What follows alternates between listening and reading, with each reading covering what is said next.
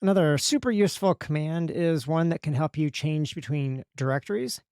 If you spend a lot of time at the command line, you can have quite a few paths. It can be pretty deep and it can be a hassle to have to cd into a particular directory. Like I could go into my repos directory, GitHub, into my GitHub directory, and then I could take a look at my course repositories and I could tab through and maybe I want to come into Nginx. So of course that works, but I don't like typing paths all the time, especially when I spend the majority of time in the same folders. For example, if I just started out here in the home directory, if I was going to work today on the console course, it'd be nice if I could just say, hey, cd, but I'm going to use the Z command to do that, and take me to the console course. And just like that, you can see my path is the console course. And then at some point, maybe I want to switch over to my Nginx course. Just like that, my path is now course Nginx.js. Or maybe I want to see the files from my Vagrant course.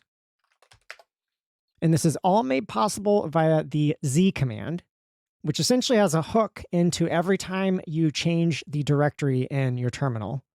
It records that into a file in the home directory.z. This is a database of directories that I've visited previously.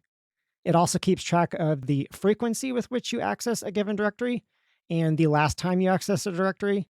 And it combines that together so that when you are typing out with the Z command to change to a directory, it can pick the appropriate directory to take you to. So for example, I have a Scratch set of repositories, so I could change to there. And you can see this is several directories above and then into the Scratch directory. And if I list out files here, you can see a keycodes directory.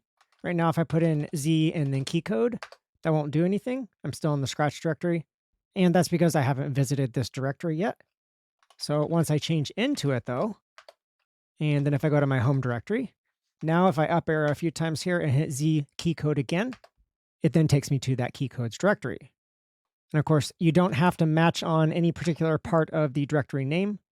I could, for example, match on, I know it was part of Scratch, and then I know I have K for keycodes. That takes me to the directory.